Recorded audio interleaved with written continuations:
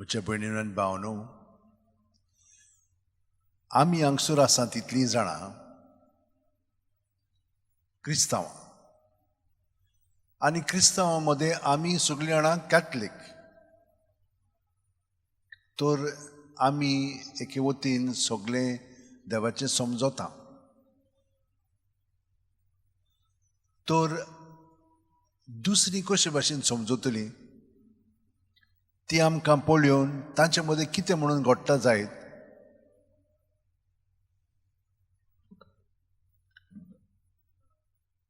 तांकां आमचे मदें आमचो देवाचो अणभव कसलो तो कळोंक जाय. आमी हांगसरच्यान भायर गेलीं की ना आमचो स्वभाव कसलो आसता, कितें तरी बदललेलें आसा की तशींच आसा आमी. आनी हो बदल कोणेन घडोवन हाडूंक जाय? आमी ओ देवान. आतां आमी कोणूय तर च्या घेत जाल्यार आमकां बरें दिसता म्हणटा आमी, मातशी ताजी कितें दिसता आमी. आमी तर कोडू घेत सगळें तोंड पर्यंत आमी कितें कोत्ता नाका, पूण तें घेवंक जाय कित्याक पोटाक बरें, दोतांक बरें. मागीर कोकोकोला घेत जाल्यार मातशी बरी दिसता, ताजी जाता, पूण बरें न्हय तें. आमची साऊथ भलायकी पिड्यार कोत्ता, पूण तें आमकां आपल्या ताब्यांत कोत्ता. सोरो सुरवातेक कोणाक बरें लागना. बियर घेत कडू कडू सायबा बुगोस. आनी दुसरो सोरो आवय कसलो वास येता, पूण घेतलो म्हणून कितें जाता? आमकां सगळोच बदलता. आमचें जिवीत तशें आसना. तेच भाशेन कितें तर आमी हे भाशेन पळयत वो चाकीत वो जैत जाल्यार ताचो परिणाम आमचेर जाता. हेच भाशेन देवाचो परिणाम आमचेर जावंक जाय. आमी हांगसर आयलीं की ना आमचे मदें कांयच जावंक ना जाल्यार अशींच तर आमी पोत्तून घरा येता जाल्यार आमी बिलकूल हांगसर भाग घेवंक ना. आयल्यान तशींच गेल्या आनी हे दिसा दिसपोटे जाता. ताका लागून आमचो भावार्थ थंयसर आहा. पूण जावं कितें आमकां कोणाक तरी सिकनेस जालें, कितें जालें, मागीर पळयात कशे भाशेन आमी दिमेर घालून आमी मागणें खतखतीत कोत्ता आनी देव खरेपणी आयकता. ते मागण्याचो परिणाम आमचेरूच न्हय, आमी पळयता अरे तांचेरूय जालोलो आसा. आमी दुसऱ्या पासून मागलें आनी ती बरी जाली, वो आमचे पासून आमी मागता आनी हाचो इलाज आमकां मेळटा. कितलेच फावटी म्हाका येवन लोक म्हणटा म्हाका काम नासलें, हांव इतलो सोदतालो वो सोदताली, मेळच नासलें, पूण ते दिसा हांवें खतखतीत मागणी केली हांगसर येवन आनी आतां म्हाका काम मेळ्ळेलें आसा. कितलो आनंद ताचे मदें आसता. चड कांय पागार ना, पूण काम मेळ्ळेलें आसा न्हय, नाजाल्यार काम ना जाल्यार कांयच ना. हे भाशेन ताचो परिणाम आमचेर जाता. होच परिणाम म्हज्या भयणीन आनी भावनो आमचेर जावंकूच जाय. कितले म्हणून आमी आयकता शिकता आनी ताचो तर परिणाम आमचेर जायना जाल्यार कसलो फायदो? आमी तशींच आहा. आनी आमचे मदें आनी दुसऱ्या मदें कितें फरक आसा? फरक हो आसा की देव आमचो मोग कोत्ता. पातकी वो बरी आसूं, तो आपलो मोग उणो करिना. सगल्या जाणांक तो आपलो मोग दिता. आतां हो अणभव आमकां घडोवंक जाय. केन्ना म्हणून घडटलो? तोच आमकां ही संदी दिता आनी हे परी तो आमकां आपल्या ताब्यांत करून ह्या संबंदांत तो आमचें जिवीत वदीक आनी वदीक वाडयता. आतां आमी तर बारकायेन नदर मारीत जाल्यार आयज कितें जालें ह्या शुभ वर्तमानांत? जेजू वर्शी सगळ्या जाणांक करुणायेन दयेन सगळें कोत्ता न्हय, पूण तांकां आमकां दाखोवंक जाय आसलेलें ही बायल कोण पळय ती. ही बायल जुदेव लोकांतली न्हय, ती बायली. आनी ही बायली बायल ताचेर इतलो विस्वास दवरता की तिका खात्री आसा की ताचे लागीं म्हजे दुयेक बरी करूंक जाता. आनी हे खात्रेन ह्या भावार्थान ती ताचेशी येता. तो तिचो भावार्थ मातसो तपासता. हांव फकत इस्रायलाच्या घराण्या पासत आयलोलो आसा. आनी ते शिश्य म्हणटा सायबा दी मरे तिका कितें मागता ती, नाल्यार आमच्या फाटल्यान ती येवन बोब मारतली, आमकां पेडापेट दिताली. आनी ती येता आनी सरपुटून ताजेशी म्हणटा सायबा काकूत कर म्हज्या दुयेचेर. तो म्हणटा ना म्हणिना, पूण अशें म्हणटा मुणो काडून सुण्यांक दिवंक जायना म्हणटा.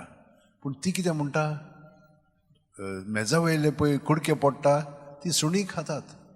म्हणजे सायबा इली पर्यंत तूं म्हाका काकडूच दाखयशी जाल्यार तितलें पुरो आमकां. म्हाका सगळें दिना काय तूं, थोडेंच दी. आनी हे भाशेन कितलीं जाणां आमची भाव भयणां जीं क्रिस्तांव न्हय ती हांगसर आसात, हांगसर येतात. आनी व्हडा भावार्थान एकले वस्तोरीक हांव हांगसर बरो वखता. ती सदांच येता मिसाक, आयतारेची सदांच आसता ती. आनी ती क्रिस्तांव जावंक ना, पूण आख्खें सैम तिचें क्रिस्तांवाचें. कित्याक थंयसर मागीर तांकां मातशें पिडापीड दितली वा कितें जातलें, ताका लागून ती तशीच रावलेली आसा, पूण आख्खी भितरल्यान क्रिस्तांव. आतां तुमकां आनी एक कितें सांगता. ती एके बायलेचेर जिचे दोळे पिड्यार जायत वेताले, दोतोरान खूब केल्लें पूण कांय जायनासलेलें. ती तिचेशी आयली, ती हिंदूच, आनी हिणेन जेजूच्या नांवान तिचेर मागणें केलें आनी तिका पेकोवणी मेवली. पळयात कशे भाशेन जेजू भावार्थान ताणें तिका बरी केली. हेच भाशेन आयजूय तशेंच घडटा. ती भायली, पूण भायली हो भितरली जेजूक तशें पडोंक ना. आमी सगळीं ताचींच. आनी दुसऱ्यांकूय ताणें ओडून घेवंक जाय. आनी हाका दुसरीं भियेतात. आमी केदी व्हडली संख्या आसा, थोडींच. आनी आमी कितें म्हणून कोत्ता, वायट कोत्ता ना, आमी बरेंच कोत्ता. आनी आमकां कोणें कितें केलें जाल्यार आमी पोत्तून आर्मां घेवन वेता ना. आमी सगळें सोंसता भोगता. आमकां मारून उडयलें जाल्यार देवाक कारकां दिवन आमी मोत्ता. आनी दुसऱ्यां पासत जे आमकां पिडापीड येता तांकांय आमी देवाच्या ताब्यान कोत्ता, तांकांय बोगशिता. असलें जावन आसा आमचें क्रिस्तांवाचें जिवीत. आनी आमकां कित्याक म्हणून भियोंक जाय? पूण तरी पूण बऱ्याक लागून भियेतात जाल्यार देवाचें राज हांगसर आयलेलें आसा म्हणून आमी जाणूंक जाय. आनी आमच्या काळजांनी तें उदीक दिसती पडोंक जाय. आमी तर जेजू सारकीं जावंक ना जाल्यार ही एक आमकां संदी. दिसा दुसपोटे आमी आमच्या एकपणान ताचे सोबेर रावंक जाय. आनी कोणाक म्हणून आयकोता आमी ह्या दुसऱ्या वाचपान सांगलां, जुदेवांक ज्या विंचून काडलेल्या लोकांक जेजू तांचे सुरशी आयलो आनी ताणें कितें केलो, ताका नाकारलो, ताका मारून उडयलो. पूण हो जेजू पुनर्जीवन जावन तो पोत्तून तांचे सुरशी आयलो. पावलूय एक तसलो आसलेलो, तो जेजूक पोतकोरी नासलेलो, पूण जेजून ताका एक अणभव दिलो आनी त्या अणभवांतल्यान ताचे भावार्थाचे दोळे उक्ते जाले. ही साय पळय ताच्या दोळ्यांचेर आसलेली ती गेली आनी तो आतां भावार्थान जियोंक लागलो. आगे व्हड तुजो भावार्थ, तुका जाय पळय तशें घडोनी. हेच भाशेन भावार्थान जेजू जो आमच्या सोबेन जियेता तो सगलें कोत्तलो. ह्या भावार्थान आमी जियोंक जाय. आनी आमी जियेता की जियेना तें तुमी जाणात. आनी हो भावार्थ कशे भाशेन वाडोवंक जाय तें हांव तुमकां सुचयतां. जेजून आमकां सांगलां, म्हजे सोबेन रिगून रावात. कित्याक पळयात, उत्पत्तीच्या पुस्तकान देवान जेन्ना मनशाक घडलो तेन्ना ताच्या नाकपुड्यांनी ताणें सुस्कार घातलो. हेच परीन देव आमच्या प्रत्येक नाकांनी तो सुस्कार घालता. देव कोत्ता तें. देव हो बोन कोत्तलो तेन्ना आमी मोत्तेल्या. आमकां अधिकार आमचे कुडीचेर ना, ताचो आसा. ताका लागून आमच्यान जीव काडूंक जायना, आमच्यान दुसऱ्यांक मारूंक जायना. हें एक व्हडलें पातक, महापातक. तर हें देवान दिलेलें देणें, तो देवानूच तें राखूंक जाय. तो आमकां कितें म्हणटा, तुमी म्हजे सवे रिगून रावात. आमी ताका घेता, ताचे सवे आमी रिगून रावया सुस्कार भायर सोडटना. सगलें आमचे भितर आसा तितलें, जावं आमची चिंतना, आमची भावना, आमची चाल, आमच्या आठवणी, कितें भितर आहा तितलें कितें आहा म्हणून सगलें चिंतनांनीच आसा. तें सगलें भायर काडया. भायर काडलें की फकत तो जियेता आमचे सवे. आनी ताका एकवटून रावली की आमी सुखांत आनंदान जियेतल्या मागण्यांतल्यान हें जावन आसा आमचें मागणें. पयले वाचपान आमकां तेंच कळीत केलेलें आसा, तुमी आनंदान जियेतल्यात. आनी पाप साहेबान हेंच आमकां परगटलेलें आसा ताच्या चिटींतल्यान. ताणें सांगलां, जो जेजूक अणभवता तो आनंदान जियेता. म्हज्या भयणीनो आनी भावनो, ताका तर अणभवंक जाय जाल्यार भितरलें पळय आमचें आपलेपण आसा तें ताचे सवें दवरया. सुस्कार भायर सोडटना आमी कार्बन डायऑक्सायड कुडींतलें भायर सोडटा, पूण आमच्या चिंतनांतलें, आमच्या भावनांतलीं जी पळय चिंतनां आसात ती भायर काडया जेजूच्या नांवान, आनी तो आमकां तातूंतली सुटका दितलो. आनी ताच्या आनंदान, कुरपेन, गोठायेन, शक्तीन, जाणवायेन भरतलो.